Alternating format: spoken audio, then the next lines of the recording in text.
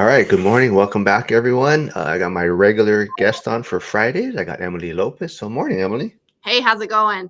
Good, good. So, yeah, we're having a difficult time coming up with a topic for this week. So, we're gonna kind of focus though, and because Emily was busy, she was working in the food truck. All her reels, and I said, you know what, this would be a great topic talking about kind of like the hustle culture and how to possibly balance things, work, life, business, relationship, right? So, what's your thoughts on that, Emily? So I think you first have to decide, what do you want? Because I talk to a lot of people that ask me, how do you do it? How are you? Because I look at my day and I really go, I don't know if you've ever heard the quote, you're not going nearly as hard as you think you are.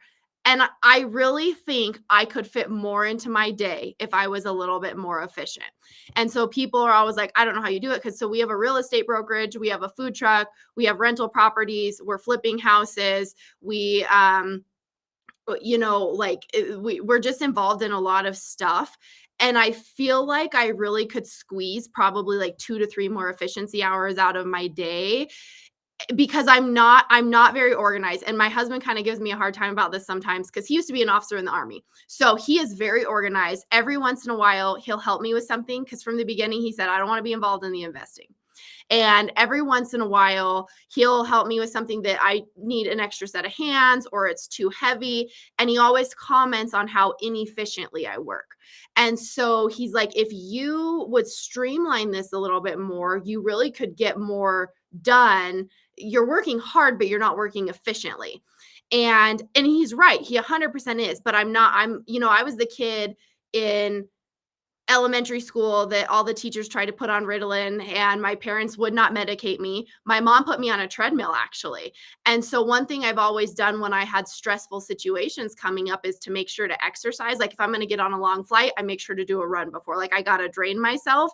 And so I think partially like my superpower is unmedicated ADHD, but I do think I probably could organize a little bit more. So I think I could be more efficient than I am. And I think if you've ever have you ever worked at a job where they make you block out your time? And I probably not as a firefighter, but before that, where they're like, "What are you doing each hour of the day?" and had to write it down and submit it. Have you ever done that? No. I used to be a juvenile probation agent for the county, and I don't know why, I don't know if they were trying to get another position or they thought we needed one or didn't, or I don't know what the purpose was, but my boss had us write down every hour kind of what we were doing for our time throughout the day for like a week. And so I've done that before for myself, just loosely on my phone.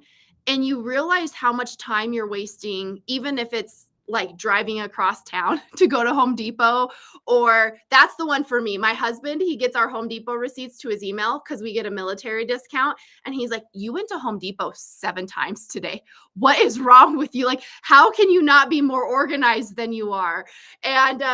And so, yeah, I think part of it's organization. Like, do you feel like you're very efficient I know your investments are out of town, but do you feel like you're pretty organized or do you feel like there's some efficiency struggles for you?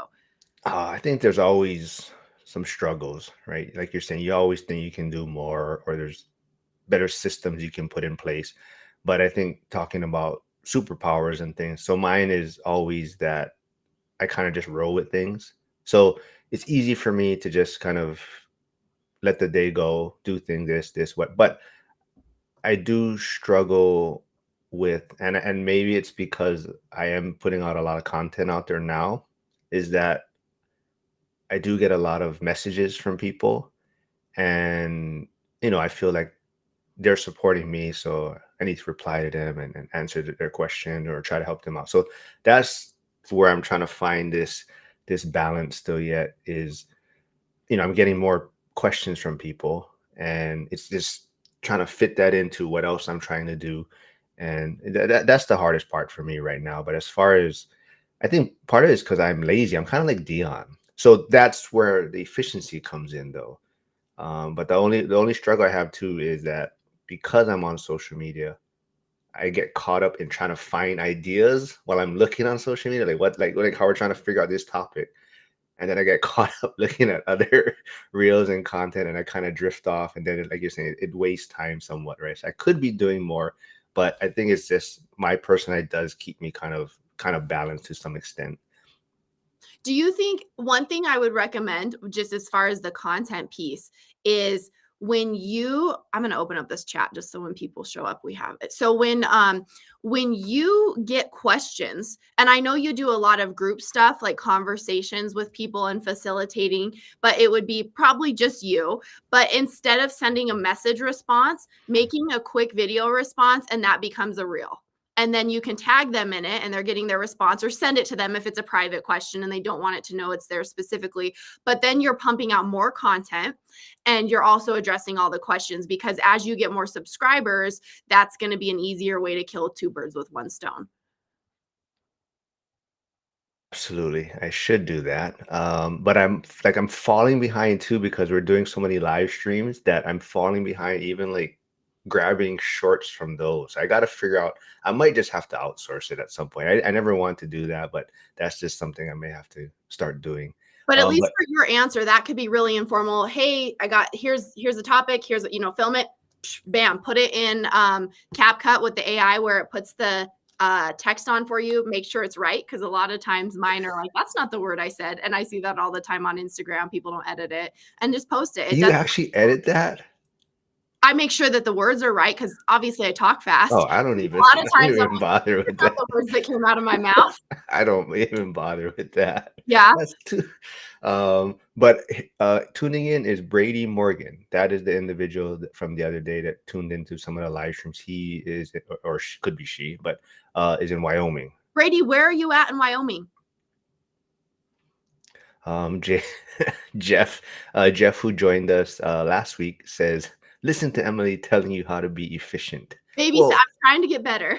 Well, yeah, like I said, that the topic came up also because I'm always amazed because every time Emily, I know like you're always doing the DIY stuff. Seems like in the daytime, and probably your brokerage. I'm assuming. Like the other day, you're had open house or showing a listing, I believe, and then I see your reels and everything come out. It's usually late at night for me, so I know you're up putting out the content. And then like yesterday, it was like, oh, I'm working at the food truck helping my husband, right? So that's how I was like, oh man, how does she balance all of these things? So that's where this topic kind of started from. So I think you have to decide what life you want. So that's first of all it. I know people who want to have kids. They want to have a family, on the weekend, phones off, something like that, right? We were talking about this before we came on camera. I do not have kids.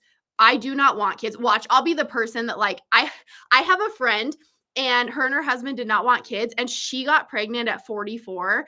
And when she told us, I was like, congratulations, sorry. Like, I mean, I was like, what? She had to tell us because I worked for her at the time, but it was like, it was such a shock. And so who knows? But that's definitely not our intention to have kids. And so I do not have kids. I don't have kids' activities. Everything is business based. My husband jokes about our house. He's like, it's not a home, it's an office. It's like our base of operations. And so I think that people have different priorities, and there's people that want to have days off on the weekend. I'm not giving something up that I want. Like, if you don't like onions, you just don't eat onions. And you're not like, man, I'm really missing out because I don't have onions sometimes. I don't really need days off. Like, my husband works and he'll have certain days that are his days off, and he kind of has his things that he enjoys doing. But for me, I don't enjoy a day off. I think maybe I even lean, like, when I finish a project and I'm waiting to start a next project as far as a renovation, I'm not saying depressed, but I get kind of like, if I don't have something to do every day, I definitely get less upbeat. So my spirit and my personality is one that needs to be busy. I don't thrive off of rest. I don't like, if I had $25 million, I would still be flipping houses because it's like my fishing on the weekend. I like renovating homes. And so I think you have to be honest about yourself about what you want, because I'm not missing out by being as busy as I am. And that's not for everybody. Brady is saying near Jackson Hole, Okay, Idaho border. cool. Yeah. So yeah, he's also mentioned there are some powerful AI tools that can be used for shorts from long form. Yep. So I use like Opus clips, caption. So they do help. They do.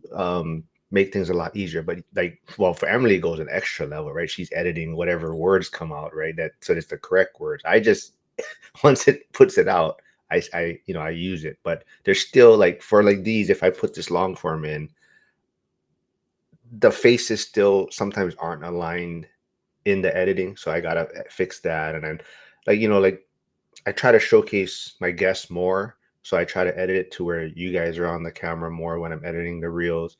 So it's still it does make it easier, but it's also still some work that I have to put in to get it out. I've never been able to get Opus Clip.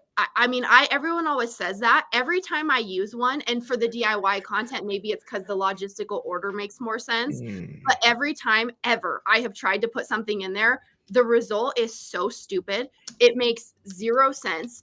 It's not in an order that you could follow. Like I can't use any. I have never gotten something out of Opus Clip that I could use. I'm edit every single one of my shorts. I edit in CapCut or in Premiere myself because I've never had success with Opus Clip.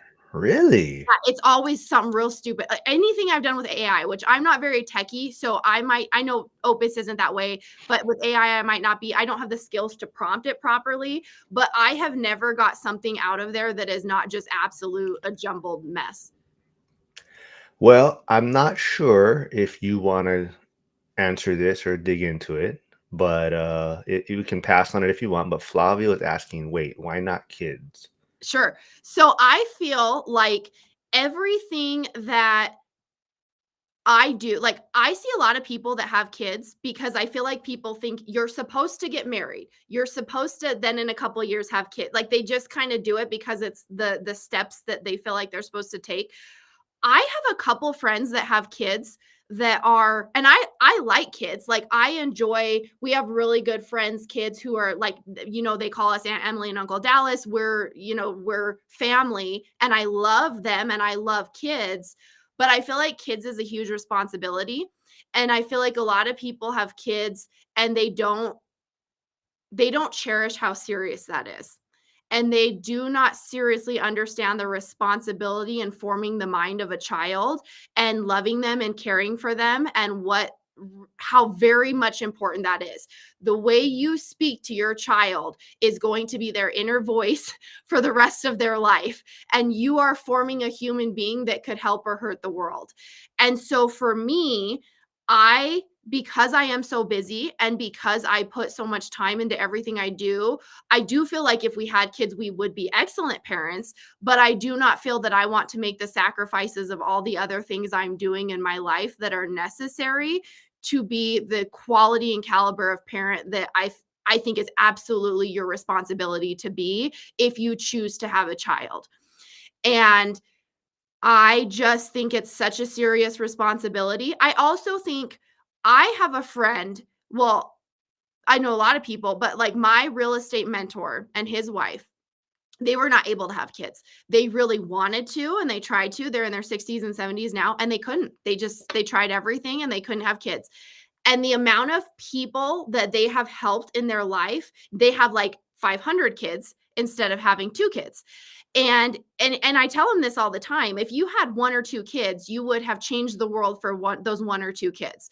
But because you were not able to, which was sad for them, they've given away scholarships, they've given away money, they've paid for coats, they've helped with school, they've helped with for so many people over the years because they were both teachers and so they had so much interaction and communication with young people. And so it's like they were able to help so many people. And so because I'm not worrying about saving money for a college fund, I'm not worrying about saving money for braces. I am able to buy a bed for the kid that I know doesn't have a bed in town. I'm able to pay for baseball fees for this kid. I'm able to, we can help so many people and we do because we're not worrying about, 1 or 2 kids. So it's not a maternal pull I've ever felt. I've never wanted a biological child. I'm around toxic stuff all the time, renovating old houses. So to me, like the adoption's the only option. And I would be open to adoption if the right opportunity came, but we're also getting to a point where we're aging out of it. I'm 35, my husband's 40. So the decision would have to be made at a certain point, but it's just not a pull I've ever had. I love kids and I help kids in my community, but I don't want to make the sacrifices necessary to have a baby and a toddler? I feel like you've been asked this question many times. So I live in a very Mormon community. I'm not LDS, but there's a lot of Mormons here, and they like to have a lot of kids. So I get this question all the time. That's what I got that feeling. Flavio was just saying it will change your life. It's a feeling that you can't describe having kids. It gets the home warm. Yeah, I mean, I think one thing. While we kind of veer a little bit off the balance and then hustle culture, but would you say? I mean, I know you said you didn't really want, not that you don't want kids, but No, I don't. okay. But I saw a reel recently that said, like, people probably shouldn't have kids until they're financially free, right? So a lot of people, maybe they go to college, they get a degree, they start working, and then they have children, right? And now the money portion of things kind of gets put on the back burner, right? It's like you're saying, you're saving for a college fund, possibly trying to buy a home, and now you're focused on all these things, and then when the kid leaves the home at 18, now you're like scrambling to plan for your retirement. So it's almost like you should get all that financial stability first and then have a child. I don't know, I saw a reel on that recently. You're never gonna feel right, though. I do agree with that. So I have so many feelings about this, and I'm not a parent, so take it with a grain of salt. And it's not necessarily fair for me to have an opinion, but I do see a lot. Actually, lately, I've seen a lot of articles where people talk about how many children right now, adult children, are supplementing caring for their adult parents. And so, do the parents put everything into getting their parents or their kids raised and helping them, and then it cycles back? I would never want to be a financial burden to my child. I would not want, but I'm reading articles where kids are talking about paying their parents' mortgages. And it's, some of them can, some of them are struggling, and they're having problems in their relationship because they're helping their parent, and so they're struggling themselves because they're supplementing their parents. So then that cycle is just going to continue on because they can't get their money right. So then when they're, it's just going to be a domino versus leaving wealth and leaving something to your kid. You were burdened by helping your parents financially, and then vice versa. So I'm seeing a lot of articles and, like the Dear Abby type things on Yahoo. Who's going to hold the flashlight? Yeah, so hold on, I gotta I have a headlamp. hold. No, so Chris Webb is saying, though, if you don't want children, that's okay. It's not a requirement for women to want children. And Chris Wissing, who this, he's in California. He's very, very busy. But we're always messaging each other back and forth. But anyway, I'll put his channel in the chat soon. But he says having kids is great. Who else is going to hold the flashlight? Mark lives too far away. He's a bitch. So he's this tall bodybuilder dude. And when if everyone meets me in person in Vegas, they're gonna always be from the Roadhouse movie. I thought you were bigger. Everyone's gonna that's the quote I kind of get all the time. So, but that's the joke that he would use me to get into crawl spaces and hold the flashlight and things like that. But I do see Trisha tuning in. Good morning, Trisha. I saw her quite a bit on a bunch of calls yesterday.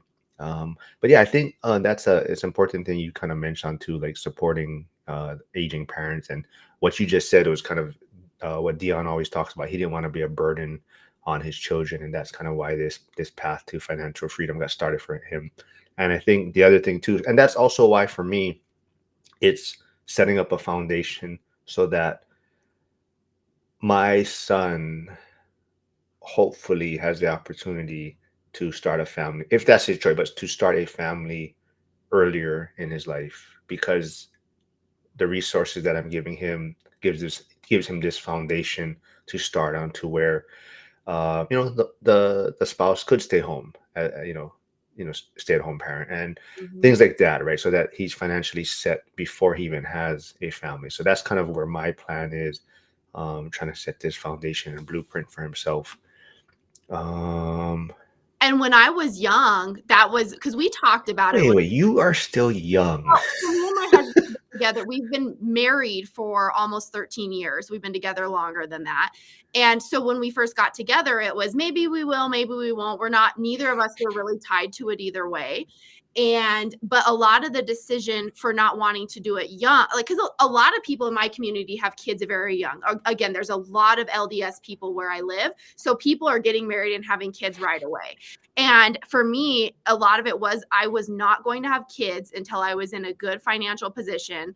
And because I think the stress on relationships and the stress on families a lot of times is financial. And if you're really struggling and then you add something expensive, or God forbid you have a kid with medical needs and that's expensive, that was why I very much didn't have kids young, is because we were not financially in a comfortable position. I did put Chris Wissing's YouTube channel in the chat, so go please subscribe there. I think our plan or our goal is we want to get him to 100 after the one rental at a time event. That's kind of the goal. Hey, I see Lynn tuning in. But hold on, there's some questions here, or not questions, but Chris Webb, who is in Virginia, but he is actually moving to. Oh, I don't know. Am I supposed to say? I'll just say it. He's moving to Idaho in January. He's taking a position at the university. But he says, "Are we ever financially free enough for children? Economics is about satisfying wants, not needs. Who knows a parent who satisfied all the children's wants?" Well, and I do agree. You're never going to feel, I mean, even if we had wanted to and leaned that way, anybody I know is, you're never ready for kids. You're never going to feel ready for kids. But I do think there's a point where it's an irresponsible decision if you're doing it intentionally. I think there's a point where, you see people that neither of them have jobs. They have nowhere to live. Like, and they live in their car and then they get pregnant and they're, like, I just saw, not to be mean, I saw a post on Facebook, because we have some of our help pages, and I think every community has those help me page where, like, you give away free stuff, and some of them are legit and some of them are the same repeat people. And I saw one a couple nights ago that said, I'm pregnant, anything helps, thanks. Like, do you need somewhere to live? Do you need supplies? Do you need money? Do you need, like, I don't even know, like, if we give you something, is it even what you're going to need? Or, so that's a whole different conversation. But there's a point where you really should not be trying to have a child. I used to be a juvenile probation agent, and I had a young couple who got pregnant, 15 years old. It was on purpose because teen mom's cool now.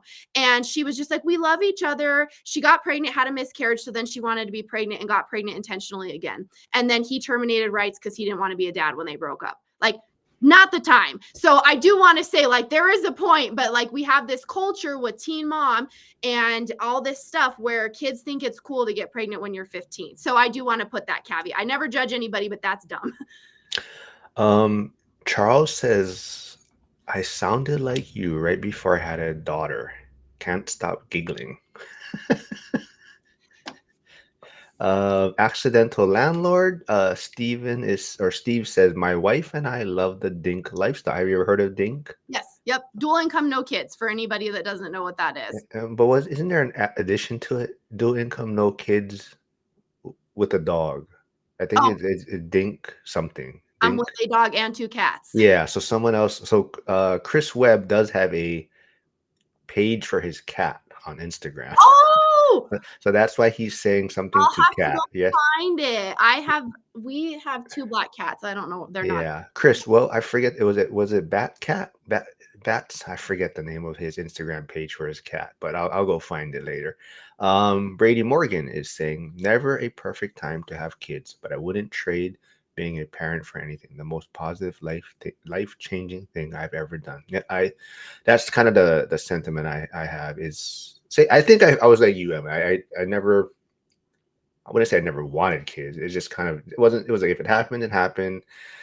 And it happened when I was 40, so I was definitely on the older side of things, but I would never change it. And I think it's actually made me grow quite a bit as an individual, and definitely you look at things differently. I'll say it. I was probably selfish in a sense, younger, but now you really look at things a lot differently. I think if we had kids, we would, I'm not trying to be pompous, but I think we would be excellent parents because we know how serious, we don't do anything halfway, and we know how serious of a responsibility. I think, like you said, we would prioritize immediately. We would, it's not about you if you choose to have kids. But I think because we know how serious it is, I don't want to make those changes. Gosh, if it happened, I mean, obviously I'm taking steps to prevent it, but I'm also married. So if it, but I just, it's just not something we would intentionally do. But Dallas would be such, we actually have a friend. So we have a friend that worked in our real estate brokerage. She's since moved and she has her own real estate brokerage in Iowa now. But when she and her husband had their son, her husband was a state trooper. We had the real estate brokerage, but my husband was doing property management. It was before we had the food truck. And it was during that 2020 to 2024 period where real estate was crazy. So he took care of her son all the time. And he's great because he's so chill and calm and he just doesn't get, he doesn't, they're crying, it's okay. He doesn't get escalated. He'd carry that baby and like ruck with him when he wanted to go exercise or whatever. Like he would be an excellent parent, but just because you can doesn't mean you should. So not for us. Chris Webb is saying, yeah, it's Batcat US or Batcat Us, I believe, is his Instagram handle for his page for his cat. I'm writing it. I do see, hey, Invest to Wealth is here. Hey, John Litz, Deconstructing Dreams is here. He's in Reno, Nevada. He's got a lot of landlord issues going on, so hopefully he's figuring that out. A lot of plumbing issues came up recently, so he's trying to work through that. Lynn is saying, Dink here, 2 cats, 1 dog, and happy as a clam. Us too, 2 cats, 1 dog. Is that the theme? All right. Hey, That's what this one's called, 2 cats, 1 dog. Don't.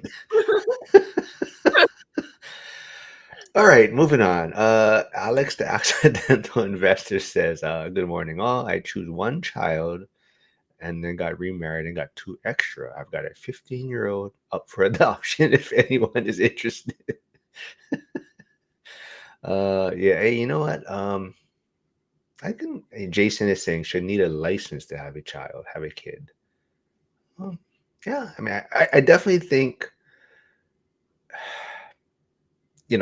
people have to realize that finances, I mean, I don't want to, say it needs to be in place, but it definitely makes raising a child easier. And it's expensive having a child, right? And both parents have to be working and out of the home. I mean, that's unfortunately, that I think that's where a lot of problems arise, right? When both parents are working and who's raising the child and things like that. So definitely, so that's part, like I said, that's part of my plan. And hopefully I'm able to help my son be a little more financially stable, so that if he does have a family or have a child, then he's able, if that's the choice, one parent can stay home and things like that, right? Just provide more.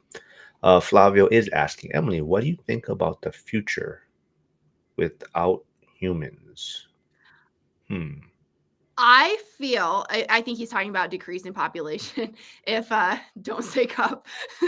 Understand Flavio's thought process very well, I think.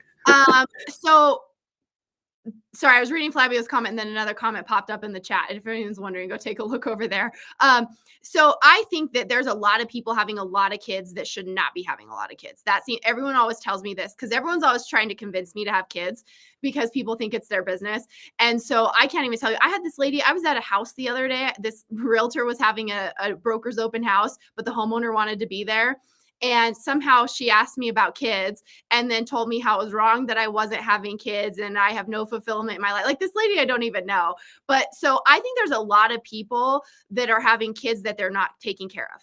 And that's very evident to me every Christmas with all the donations you do. And there's people that can't. And then there's people that are, my friend does a program called Shop with a Cop. She's very involved with, I don't know if they have that in every community, but people donate and you go to Walmart and a cop takes you around. You have up to a certain amount of money and the kid gets to pick out Christmas presents. And it's also a positive experience with law enforcement.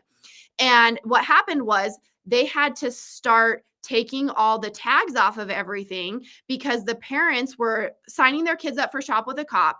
And then they were taking the stuff back to Walmart and their kids were not getting the gifts and they were returning it with money and then going and using that money to purchase whatever you think they would be purchasing that with. So I feel like there are a lot of people having a lot of children and neglecting their needs. And there's always kids that need resources. So me having 1 or 2 children does not help whatever is going on with the population decrease. There's plenty of people not using birth control. And so I'm not worried about the population, and my resources can go to helping those kids instead of the kids that I would have. So that's my 2 cents.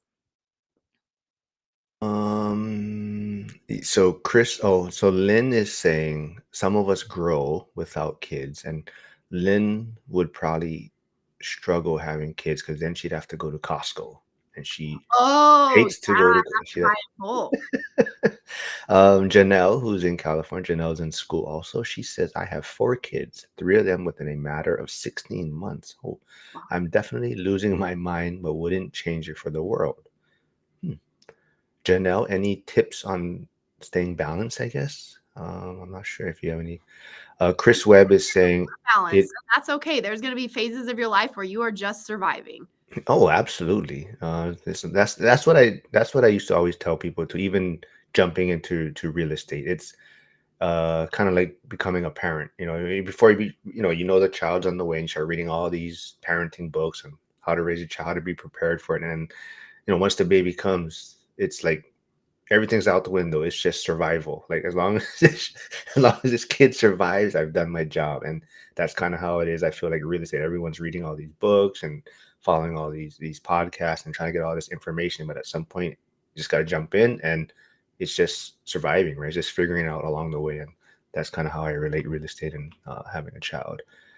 Chris Webb is saying it is It's the U.S. cat page. It's .us. Like Yeah. it's the cat. Batman has, I guess the cat's name is Batman. Batman has lived in Florida, Texas, Virginia, and is moving to Idaho. Brady is saying 3 cats, 1 dog here. Getting more dog once I get my 100 acres. Okay. John Deconstructing Dream says cats drool and dogs rule. Me and my husband were talking about this. I think a lot of people that don't like cats have not had a cat or have not had a cool cat, because our cats are so social and they just want to be with you. I think people have maybe had a cat that hides and doesn't come out. Our cats follow us all around the house. They sit on our legs on the couch at the end of the night. They come up and roll around like by the computer. When we're on our treadmill, we have one cat we call Coach, because she'll get on the top of the treadmill and she'll just stand there, and she loves hanging out. So I think maybe if you feel that way about cats, you either haven't had one or you haven't had a cool one, because our cats are so cool.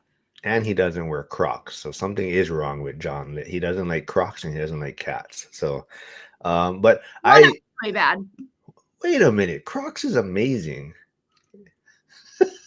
All right. I might have to start screening these people that come on my channel. If they don't like Crocs, they can't Well, come. listen, if you want to wear a sandal and you don't want to wear a flip flop, I get that you live in a different climate than I do. I would probably rather wear a Croc, because I'm a sock person. I always wear socks, and so I can wear a sock with a Croc. We're not Okay, going. that is not allowed. But a flip flop, I'm not a flip flop person in any way. So I get if you're trying to wear some chonglas and you don't want to wear a flip flop. Okay, do not wear socks with your Crocs. That's all I know. Listen, if you're wearing Crocs, don't even try to give style advice. Anyways, all right. So yeah, back to well, I never thought I'd like cats either. I never until we got cats, and yeah, maybe my cats are just. I love my. I mean, I don't have. They're at the mom's with the mom's place now, but when I had them, yeah, like, they would sleep on my chest at night. The cats would come by. And when they purr and they're so soft, oh, they're such angels. All right. Yes, the accidental landlord said, "Don't say cup." Hey, I was laughing earlier when I was reading Flavio's comment about population. I saw that comment. All night hider. Oh wait, are you heading back from Gary, or you're going? No, you must be heading back from Gary, Indiana. Then he said today's win. We made it through TSA with no incidents. Nice. Jeff, who was on the live with us last week, said we sacrificed and made that decision for wife to stay at home. Yeah. I think for me, part of it too is I don't want to stay home, but I think a parent should stay home.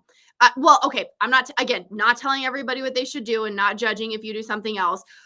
And some people have family support too. But again, I used to work in social work. And so I saw the abuses that happen at daycare or leaving your kid in another home, or you think there's a babysitter. But guess what? The uncle's living in the basement. And guess what the uncle is? A predator. And so I do feel like people that have to find daycare. It's really scary. And so I do not want to be a stay-at-home parent. I would want, if someone stayed home, my husband to be the stay-at-home parent. And I don't know that he wants to either, you know? So yeah, I think it's smart and it's a sacrifice, but I don't want to do it. Hyder says we had an abandoned cat at our fiplex. He was so hungry when I gave him food. Someone's going over there today to get him. He's a super cool kitty. Could be Willow's brother. So Oh, yeah. cat distribution system. He's yours now. John, like I said, John Litz is a lot of stuff going on his rental or his project right now. But he says multitasking like crazy this morning. Two parts run, cooking breakfast, listening to my people, and doing bookkeeping this morning. Workers showing up in an hour. Yeah, so he had a sewer line issue. The mini excavator couldn't fit, he said. So I think I think he's gonna do has to be like a hand job digging or something. Yes, I was trying to figure out another way to say it, but I couldn't. You're real out of that island, boy. Well, I couldn't quickly think of another way to say it, but Has to be done by hand. hand dig, yeah, but done by hand, yes. Jack, see, now I lost my train of thought. Uh, oh wait, hold on. Hyder is saying, "Oh wow, Emily's story of charity fraud is terrible." Okay, yeah. Hey, Jack is here. Jack is also gonna do some work on one of my rentals, minor stuff today, just basically changing out an aerator that the tenants, I guess, can't do. Let's see. Yay, Costco, yep.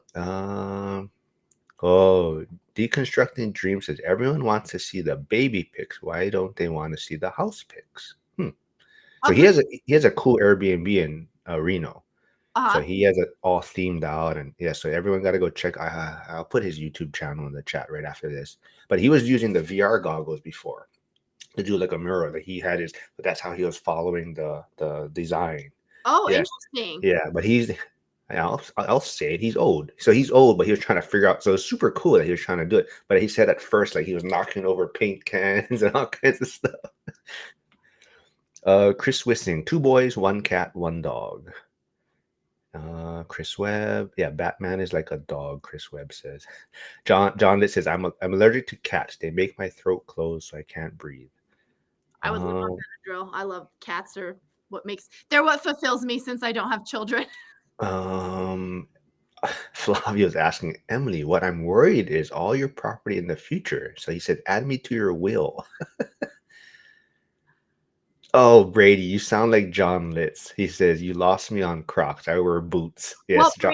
Brady's the one in Wyoming though, right? So I mean, you have a very limited amount of time that's not snow anyway. So we are wearing boots a lot of the year. Nah, I get it. So yeah, John Litz always gives me shit. He goes, I wear work boots. I don't wear that sandal crap. I mean, I Uh, like a work boot with a steel toe because, like, if you're carrying something really heavy, you know how sometimes you don't want to put it down on the ground all the way because you got to lift it up, just get your fingers under it. If you have a steel toe, you can rest it on the toe and then you can still reach under and grab, like if you're carrying something really heavy. So I love a steel toe boot for almost anything. Like, I even got a work boot. Brent sent me some boots once and they were really nice, but they weren't steel toe. And so I had to get another steel toe set because I rest so much stuff on my toes.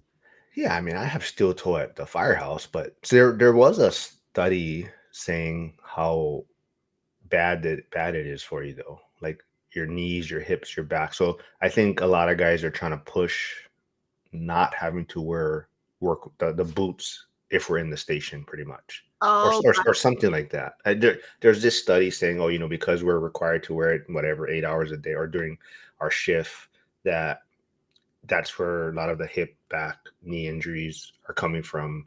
Something like that. I don't know. But anyways, one of the things I read is that when people start to have issues with their hips, one of the things you can do, and I don't know why, like I'm obviously not a science person, but I don't know what the correlation is, but walking backwards on a treadmill, because like when I do a lot of incline on a treadmill, your hips start to get sore. So a lot of what I've read is if you walk, you have to put it slower so you don't fall. But if you walk backwards on a treadmill on an incline, it helps your knees and your hips a lot. So I've started incorporating a lot of that and to try to balance out the hip stuff as I age. yeah, if you want to definitely strengthen up your knees and legs, I would follow this knees over toes guy on social media. But he talks about that walking basically backward on incline and things like that. So I'm gonna check out Batcat USA and Knees Over Toes on Yep. Instagram when we get off of here. And John Deconstructing Dreams says Emily just went up in my opinion, tenfold. No Crocs, boots all the way. Let's see. Chris Wissing, socks with Crocs. Sam I am. Brady Morgan, we built an online business for my wife so she could stay home with our son after he was born. Yeah, it's a smart thing to do. Hey, Andy's here from Ohio. Andy's he's over the winter already. He said he was dealing with some frozen or what preparing. I forget what he was. He messaged me yesterday, but he's over the winter already. I forget what the weather was like in Ohio. Good morning, Marlon RE, who's in Colorado, says good morning. I'm allergic to cats, but have one. Huh. Interesting. I would too. If I was allergic, I would just drug myself up and keep my cats. So yes, Wednesdays is usually my kind of wacky live streams. But so Jeff is reminding us today is Friday, not Wednesday. Okay, back on topic. Work-life balance. Yes. So, all right. So first you got to figure out what you want because not everybody wants the same things. I have friends who have their jobs and they want to have weekends off for family and family time. I think it's being intentional about what you want for your life. And so the point I was making when we started is I have been very intentional. I don't necessarily need work-life balance, but I'm not sacrificing something because that's not what I want. I will crash out like maybe every couple months I'll tell my husband I need to just take like half a day and not do anything, but I don't even want a whole day. I want like an afternoon, you know? But I have friends who have kids and they don't want to be doing something all weekend that's not a kid activity. So I think the first step is like pick what you want. Like what life do you want to live? And you got to start there. Before we move on though, I just want to so Brady, I don't know if you want to connect with Emily or how can she reach out to you or you reach out to Emily.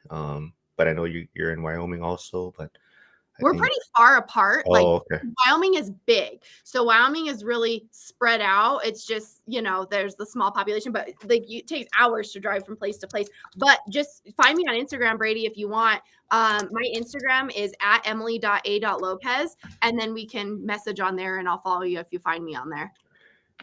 Let's see. Okay, here, how's this one? Do you think work-life balance is even real, or is it just about choosing what to neglect less often? Yeah. I think it's choosing what to neglect less often because you have to make choices. And like, for instance, people always talk about in real estate work-life balance. And I truly feel like as a real estate agent, I can either be an excellent real estate agent and not have work-life balance, or you kind of have honestly a shitty agent. And like I had a client who wanted to put an offer in on a house this weekend. It was Sunday. And the lender has their cell phone number on everything. So I called the lender and I'm like, well, if they don't work weekends, because I'm not really familiar with this one, they won't answer. She answered and then told me, I don't work weekends. I'm not willing to help you. We'll do it tomorrow.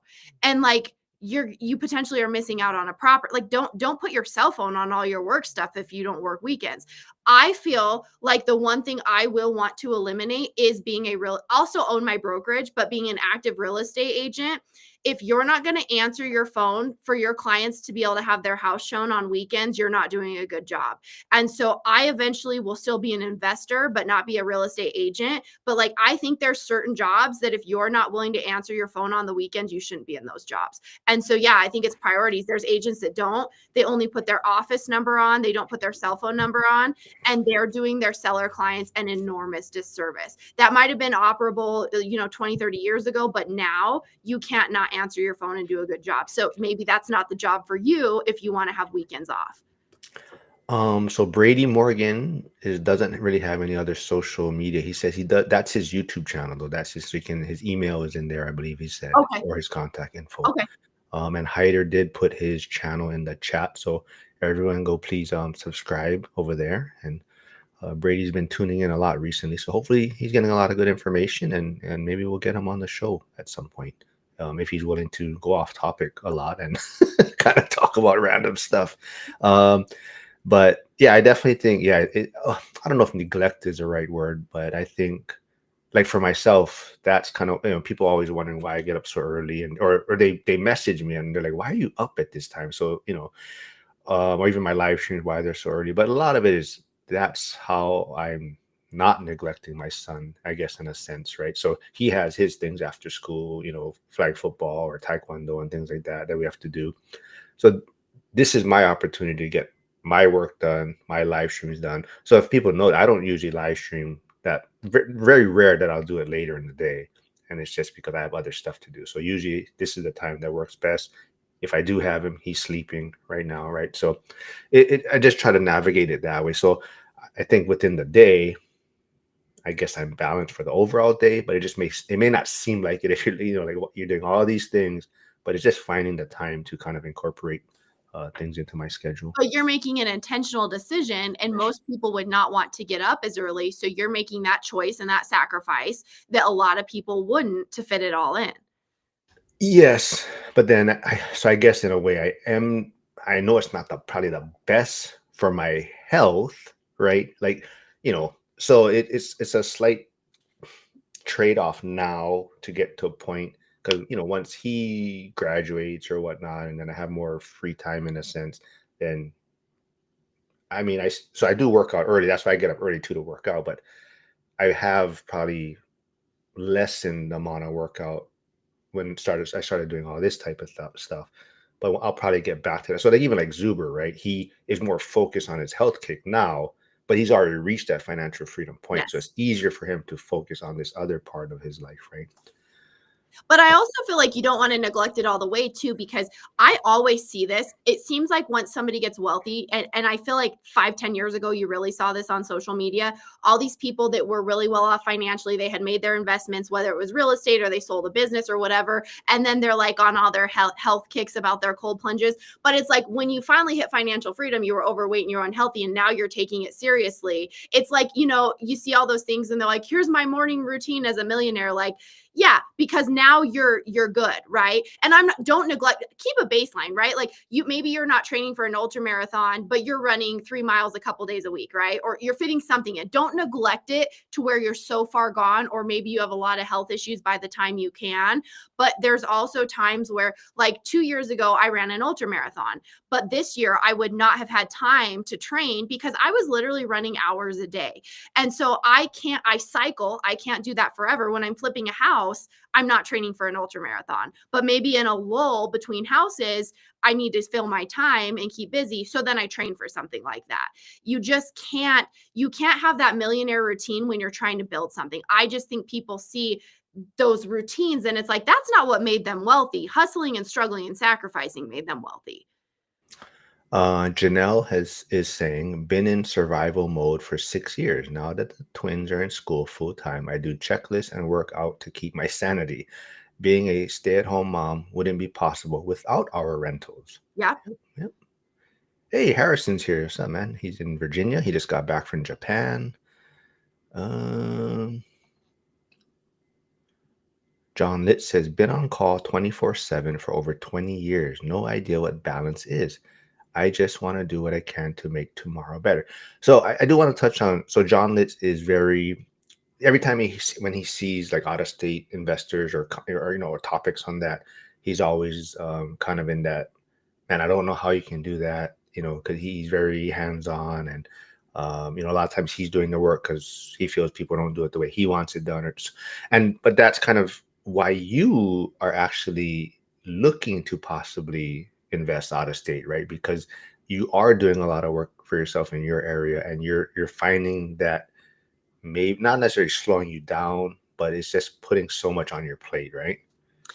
Yeah, I think I'm just again being inefficient, and if I do everything, I can only move so quickly. But what I'm trying to do now, and I've kind of thought about this because I've been researching some different areas and talking to people in different areas, is because I'm cautious. I'm a cautious investor. I've grown very slowly. I have pretty low debt to income or debt to, equity ratios on my properties. I'm not like some of the streams I've seen where people are talking about like 80/20, 90/10 leverage and pulling money out. Like, no. And so I thought, as I'm seeing the risks of investing somewhere else or my fears. And then I'm like, wow, I'm a lot less scared to be more aggressive here than to start somewhere else. And so I'm like, do I create my systems here? Like I actually have hired a couple people to do some work and I have some helpers. So I'm taking those baby steps of maybe that's not quite how I want it, but it's okay. It's not wrong. It's just maybe I wouldn't have patched that wall the same way or I wouldn't have done that corner the same way, but it's fine. So I'm starting by being a little bit more courageous here and doing some of the things I would have to do somewhere else where I still can check on it. I still can be boots on the ground. I still can do part of the renovation and then seeing if I want to go somewhere else or if I can build something here more aggressive where I'm hiring things out, which I wouldn't have done before. But it's like, wow, this is less scary than doing it there. So I'm not sure where my transition is, but I'm definitely taking some steps to be quicker, hopefully, by hiring things out here. Brady says he makes more content in the winter when work slows down, so I should have more videos out soon, especially once my book is published. So he's writing a book, takes up much free time lately. So yeah, once you get that out there, let us know. Come back, put a link there, and we'll check it out. What is the book about? Yeah, exactly. What is the book going to be, or the main focus of the book? If you can put that in the chat. Flavio is asking because I always tease Flavio that he doesn't pay attention, but he is asking, are you and your husband going to Vegas? Yes. Yep. We'll be there. We bought our tickets already. Yes. So yeah, and if people haven't heard, if you are waiting, I would make the decision soon if you're going to go, because I believe Zuber said on our recording yesterday that he is going to be ending ticket sales January 15th, I believe. Because that way he knows the head count ahead of time so he can plan for the food, so he's not wasting money ordering food when people don't show up. So if you're on the sidelines thinking about it, I would decide on it quickly and make your decision soon. And I believe there's I think he said 80 tickets or less than 80 tickets, somewhere around there. So pick up your tickets soon. Marlon RE says, in sports and life, if you want to achieve greatness, you have to be a bit of a psychopath. Do what others are not willing. Mike Tyson running at 2 a.m. Michael Jordan hating everyone for no reason. He had a reason to hate him because he was working the hardest and no one else was working. Okay, what is the book? Does anybody know? Because you're talking about Michael Jordan. I'm about to go off. I'm excited about this. Okay, what's the book that was the trainer for Michael Jordan? That he only trained. Yeah, what the heck's his name? Is it called On Winning or is it something else? That book. Grove. No, what's his name again? Grover. I forget. I don't. I said hand job. I can't even think of what I the have hell all is my it? internets turned off everywhere so I don't mess up my stream. Let me see if I can find Michael Jordan trainer book. I think it's called Why am I saying Grover? because this Tim Grover. See, I was right. I knew part of it. Called Relentless. I think this was the book. And Kobe Bryant wrote the foreword. Okay, when I read this book, my whole life have had people tell me, what is wrong with you? Like whether it's my friends, when I was in grad school, I was getting my master's degree in history. I was a teacher's assistant. So I was getting a stipend for being a teacher's assistant. We taught like the lower level history classes. I was a bartender. I was a waitress, and I was coming home on the long holidays to work for like in the trailer park for my real estate mentor and maintenance and repairs and stuff. And there were all these people in my grad program making horrible financial decisions. They were like, I remember one guy telling me that he got a student loan so he could buy a new iPhone. Like he took out a higher level student loan. And then like one guy, after he got his master's degree, signed up for classes and like at an associate's level, just extra classes so he could get more student loans, and then dropped the classes, but you had to sign up to get the pull on the student loans. And I was talking to them about the interest on student loans and how irresponsible all this was. And they would make fun of me because there's like, when is enough? Because I had 3 jobs. And I was like, because I don't want to get out of school and have all this debt and be in a horrible situation. And when I work and I buy, people are like, when's enough? Why are you working so much? Why are you doing so much? And I read this book and it made me feel like I wasn't a psychopath. And it made me feel like, oh, there's people that are like me who just want to work and stay busy and literally just love the game for the game, because I'll still be doing the same thing even when I have as much money as I'll ever need. This is not, it's not going to stop. I like, it's like you guys were talking, it's not, real estate is an ends to a means to an end. You don't love real estate. I love this shit. Like, I will still be doing this even when I don't have to. And so this book made me feel like there's people like me. Like, finally, like I don't know. That book changed my life because it made me feel like something wasn't wrong with me. No. Well, I mean, I agree. I think it's the struggle though is I mean, you probably look at Jordan, even Kobe, right? When they probably look back on it.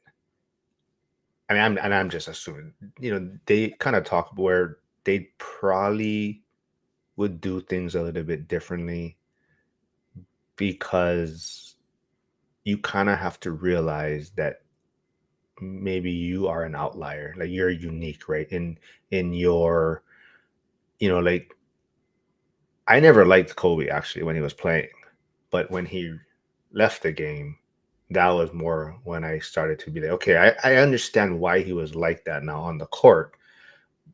But I think if he was to look back, like, like how they talk about, like, right, if him and Shaq were able to get along, they probably would have won way more championships, right?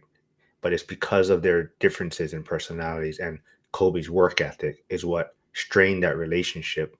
And as great as they made Kobe was, it possibly prevented him from getting multiple championships more, right? So it's kind of like you also have to realize that maybe you are like a unicorn, right? And not everyone is going to be like you. And especially in a team sport, team setting, right? You have to realize that and taking it to like you're saying, Jordan hating everyone around them or things like that, right? It makes it difficult for others to also want to be on that same path, I guess, on that same team in a sense, right? So so like we're talking about balance, right? It's still trying to navigate that figuring like who's in that circle with you, right? And it's easy to say when you step out of it and you look back later on in life, right? But at that time, I think that's the hard part. Even like how we're trying to figure out work-life balance and things to figure out what's going to work for us. But I think it's just knowing yourself and being introspective. Because for me, what I loved about, because one thing I love is the quote, and I have to remember, don't expect you from other people. And so me and my husband talk about this a lot when I do try to hire someone or I do try to find somebody to partner with.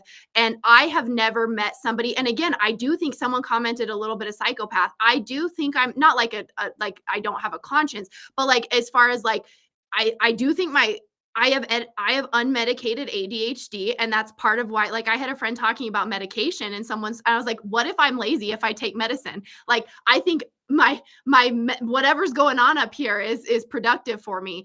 So I'm not expecting other people to operate in like, I've never met somebody that works like I work. I just had like in person. I mean, so and people are always like, what's wrong with you? Why are you doing this? Like, even like family members, I like my uncle was like, why are you doing this? Like, do you just want to be rich? Like, I was like, yeah, like I want to know when I'm done, because there's a point where I'm not going to be able to do what I'm doing. There's an age, there's a physical bodiness where I cannot do anymore. And I want to make sure that my work is done by then. Like, I'll still work, but I want to make sure I'm set up. And so just reading this book, what I liked is just realizing there's other people that operate like this, because I've never met one. And it made me feel not so alone, because it's never like, oh, good job. It's always, what's wrong with you? Why are you doing this? What is wrong with you? I have people ask me that all the time. And so I don't expect it of other people, but it was just nice to be like, okay, I'm not maybe like, because I didn't do team sports, I was a gymnast. And so it was just nice to realize there's people that are operating in the same way. And it's just kind of, he characterized the personality types and just made me feel like there's other people that are the same. So that so my son's mom, so that's why I feel like she struggles with a lot of things in because you said so gymnast typically, more individual type of stuff, even for herself, gymnastics, cheerleading, speech therapy, right? You're kind of your own person in a sense, right? So you're not really working as much as a team. So I think that's why she has a lot of struggles with certain things, is because she doesn't play well with others, I like to say.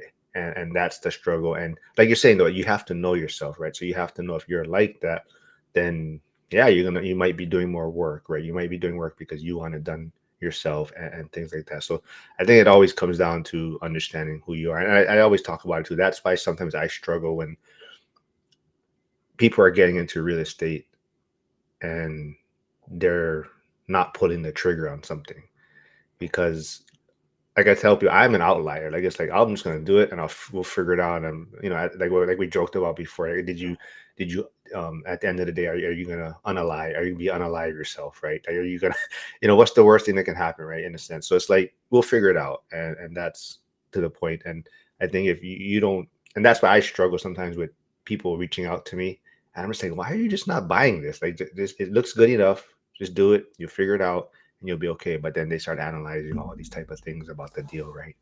Or they're making all the wrong decisions. I think the point of this is like when, especially that book, when you're talking about somebody, the best player on the team is doing the most work, and then they're looking at the people that are bringing the group down, and because it matters because it's a team sport, and they're not pulling their weight. So you work in an office or you have a job, and you're the best coder or programmer or whatever, and you're researching and educating yourself to be better, and then the people you work with who aren't pulling their weight anyway aren't even trying to get better, and that's where they're frustrated.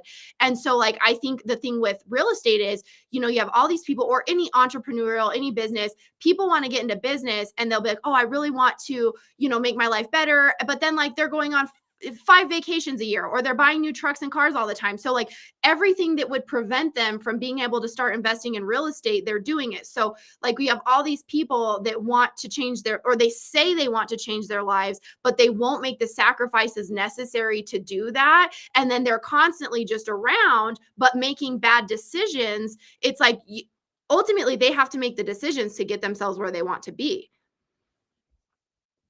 Um, Sorry, where did it go? Brady was saying, what was his book about? Shoots, where did it go? Oh, yeah, I want to see that.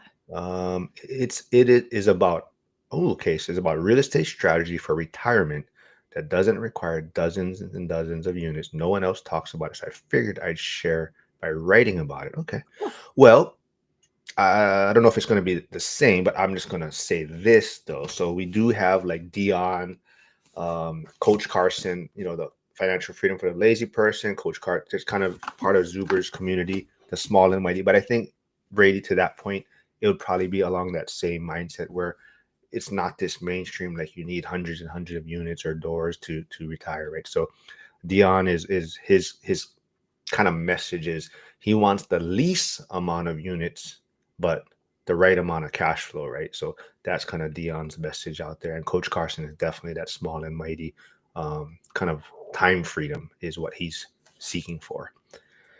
Um, let's see what else I wanted. Uh,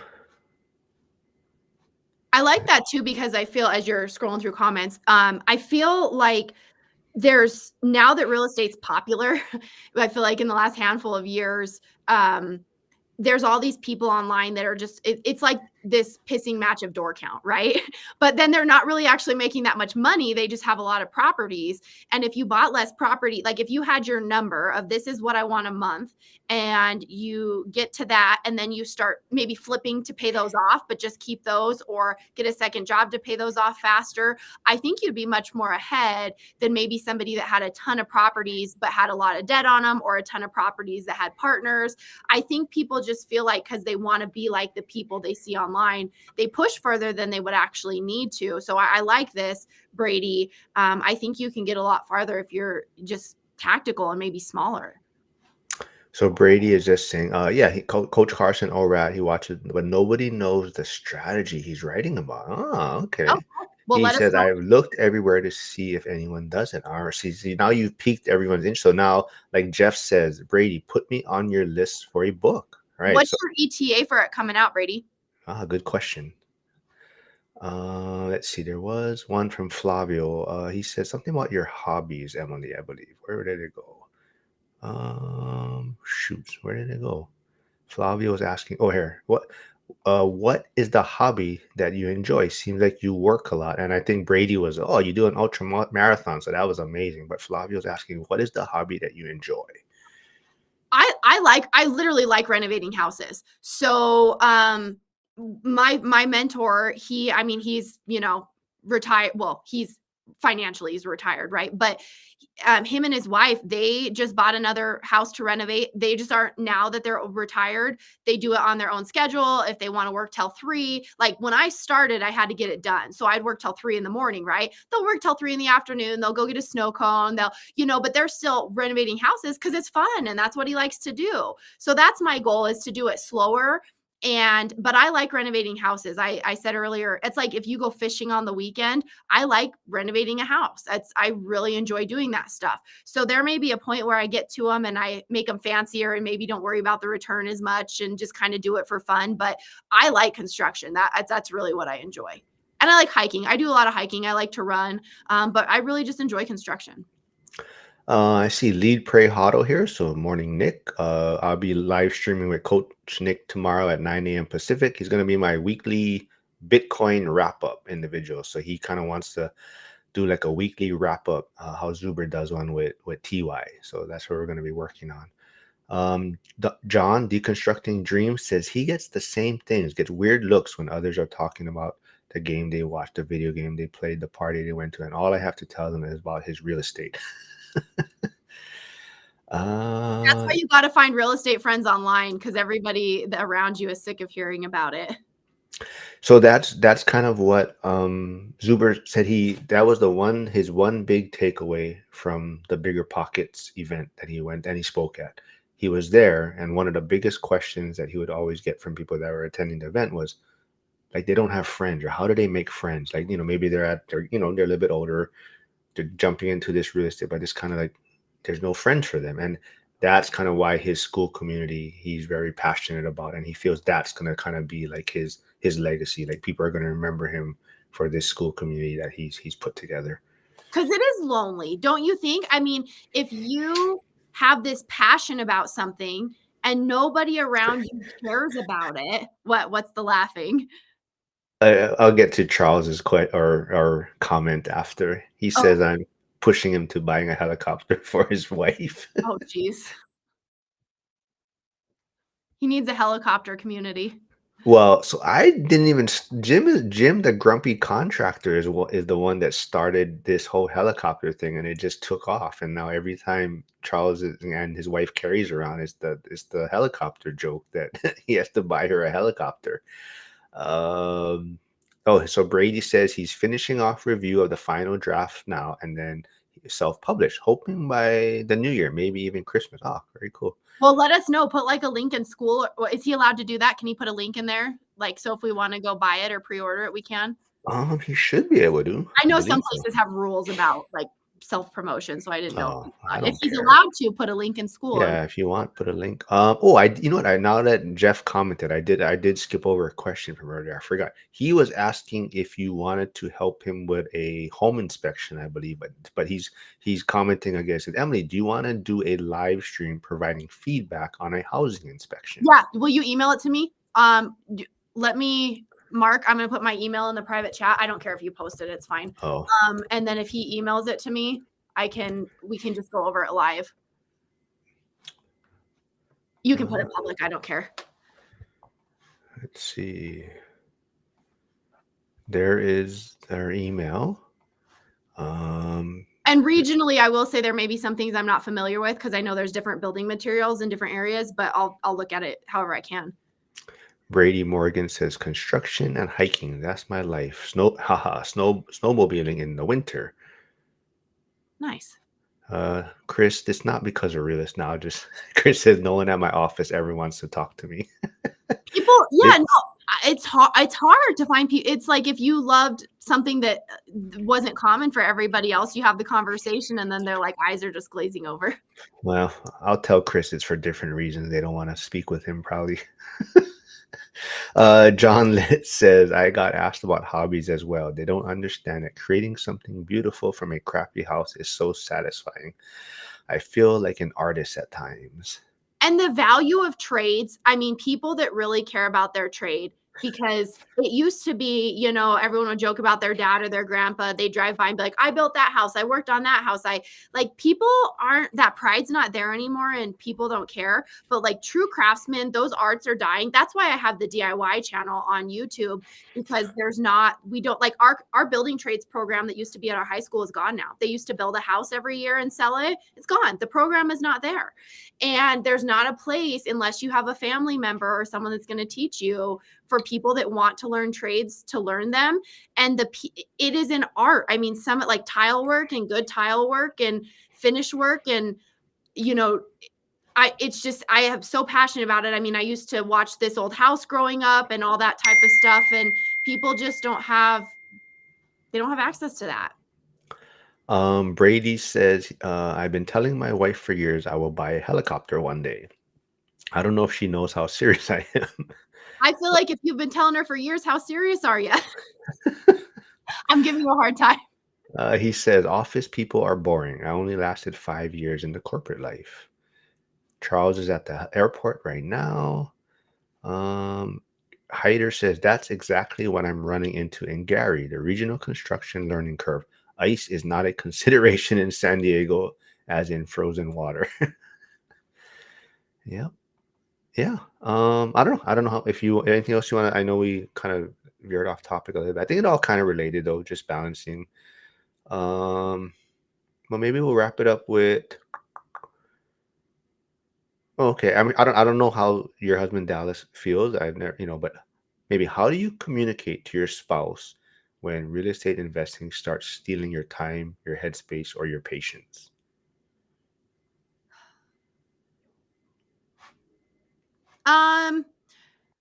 So did we freeze? Oh, it got quiet for a second. So I Oh heard no. no sound. And so I was like, oh, I thought my computer froze. No, so sometimes, because I know he doesn't care about real estate and he doesn't care about our investment stuff, but he knows I care about it. So he'll listen to me talk about it, or sometimes I'll ask his opinion, not so much on like a renovation, but more on interpersonal stuff. So dealing with a tenant or how to handle it, because he has a lot of more people skills than I do. But no, and as far as time, we I personally think one of the best things you can learn in marriage, and everyone's different, do what works for you, is you don't have to do everything together. I feel like people feel like if I love to golf, I need to get my wife to love to golf. Or if I love to play soccer, I need to get my husband to love to play soccer. And we got to do everything together, and we got to be holding hands skipping down a field. Like, there are things that I do that he does not want to do. And there are things that he does that I do not want to do. And if I felt like, for instance, like my husband, he's really into, like, he likes to shoot and get good at shooting and target shooting and all that type of stuff.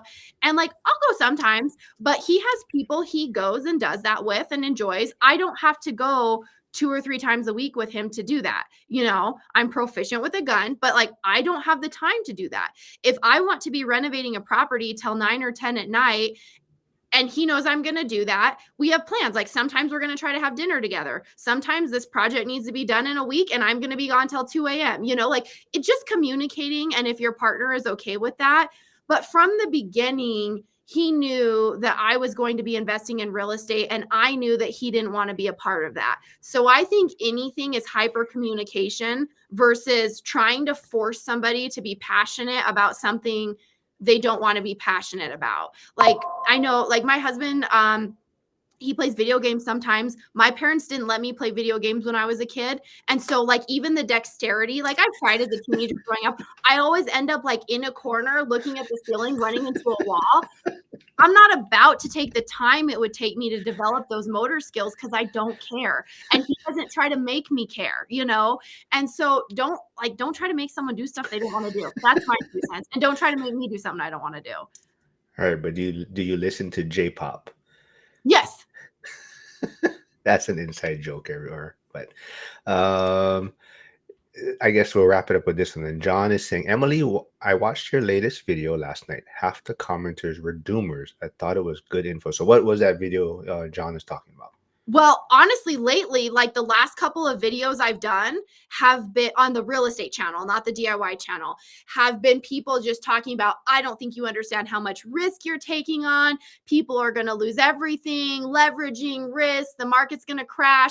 My last video was I was talking about how I feel like we're in a great standoff right now. And this is my perspective as a real estate broker, seeing how buyers and sellers are interacting with each other. I Wait, don't wait, think wait, it's wait, you got to start with the what? These are my opinions based on nothing. these are my opinions based on nothing. These are my opinions based on working with clients, sellers, and buyers on a daily basis right now in this market. And I don't feel like it's a crash because sellers are not there's a couple sellers I've seen who are going they're in forbearance or they're in a tight spot, but most sellers they don't have to sell because they have low payments, they have low interest rates, and so they could reduce their prices, but they don't want to because they have the expectation of the prices that they were seeing a couple years ago. So it's not a crash because they're not losing their houses. They're not forced to sell. They could rent. A lot of these people will just hold on and keep paying their payments. And buyers are like, the market should be adjusting, but it's not adjusting as quickly as I want to. So we could pay that price. Like they qualify, but I'm not willing to pay that price because I think it's going to go down. And so we're seeing this standoff, and the people that are willing to give, like I've seen, like I have a house under contract. The sellers just disclosed, hey, I have the buyer. The sellers disclosed, we're in a forbearance, we're very motivated, things are tight, and then we got a deal done because they were sharing and adjusting for what they needed. And people are like, no, it's a crash, the market's going down. So people are just fear mongering right now. And I think it creates a great opportunity for investors who want to keep being active that aren't going to live in fear, because the comments I'm getting are like hate and fear.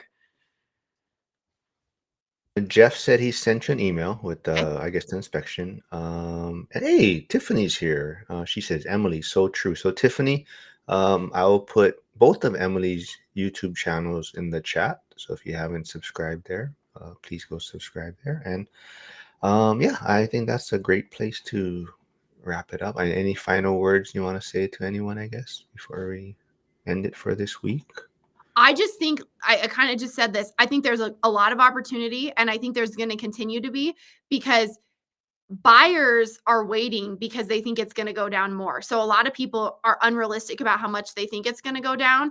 And some sellers are starting to realize as they have more days on the market, like I'm buying stuff not that just popped on, but I'm watching things. And like the last one I'm under contract to buy for the year, I watched it go down, and just kind of not sell.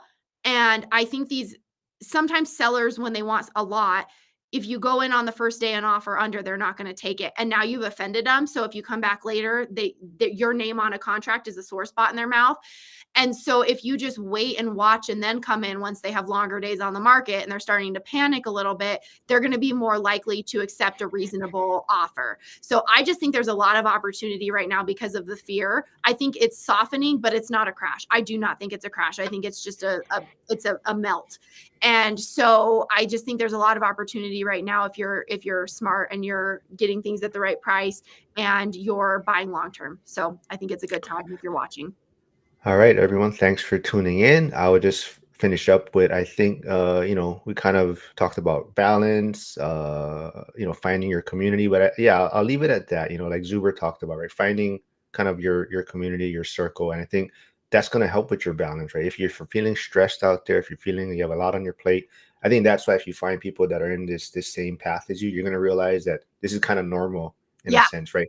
And you're going to, like, I think, like you said too, and John touched on it, even Chris, like, you talk to other people and they just have this blank look on their face, or they don't they don't want to talk to you after that. But when you find these communities, it's like it's easy to jump on these calls and feel like, all right, there's nothing, I'm just doing what everyone else is kind of doing in a sense, right? So definitely, join the school community, find your tribe, find your people, tune into these live streams. I always try to keep it light, kind of joke around. But thanks for tuning in, everyone. I'll see you folks tomorrow, 7 p.m. Pacific. No, 9 p.m. Pacific. I'll be with Coach Nick, my Bitcoin weekly wrap up.